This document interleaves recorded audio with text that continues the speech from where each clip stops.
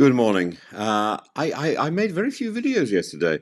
I was staggeringly tired after a trip to London, after going through the Avanti stuff twice in 2 days, and I'm afraid I had to go to bed.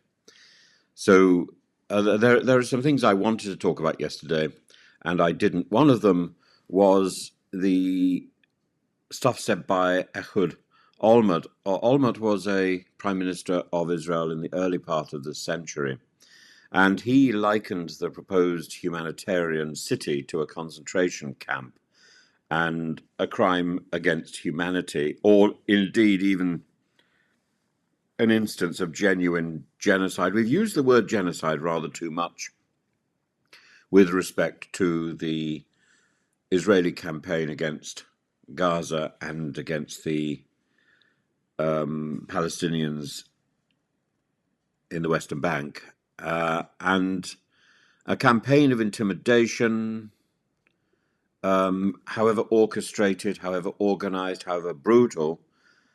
The words indeed of Ehud Olmert is not necessarily a genocide. A genocide is a specific legal term, and one has to use it with caution. Owen Jones, for all his enthusiasm, has done a disservice by using that word rather too often. The deaths of 2 Palestinians and a US citizen in the West Bank, as well as the 6 children, I think, killed collecting water the other day. These are instances of appalling crimes by the Israeli soldiers, at the whim, at the demand of Netanyahu, and the hilltop youth crimes against Palestinians. This extremism has been encouraged, and it's really good to hear someone like Olmert speaking out against it. He calls the settlers the enemy within, and the tide of discontent with Israeli policy that is very slowly and very rarely, but clearly being glimpsed. And Olmert is defining that discontent.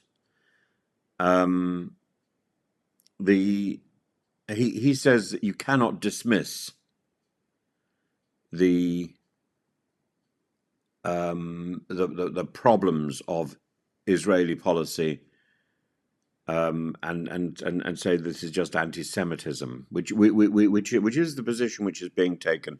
If you question Israeli policy, you are described as an anti-Semite. It's tremendous to hear Ehud Olmert questioning Israeli policy, because that gives the lie to this nonsense. Olmert says Israel has crossed the line. Absolutely. He is ashamed and heartbroken that the war of self-defense has become an opportunity for atrocity and what he calls evil.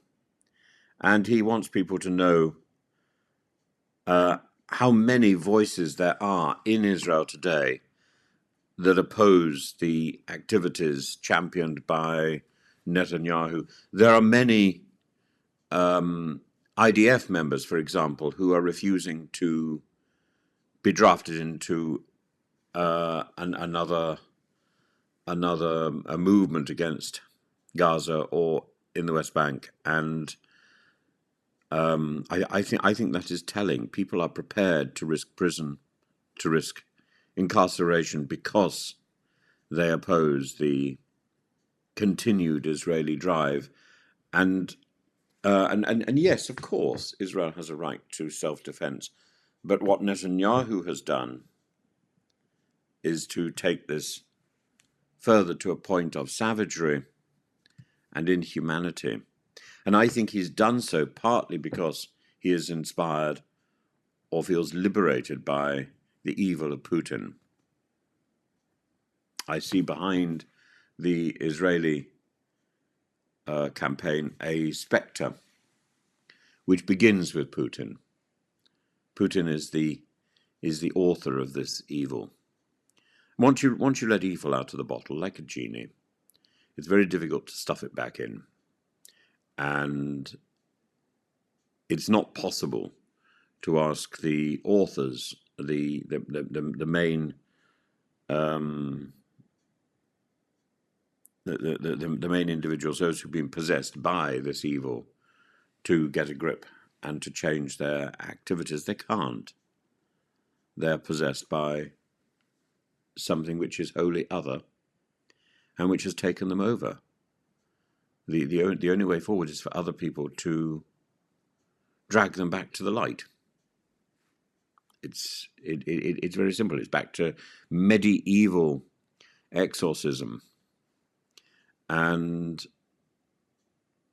Putin has definitely crossed the line, and so has Netanyahu, and so have those who enable them.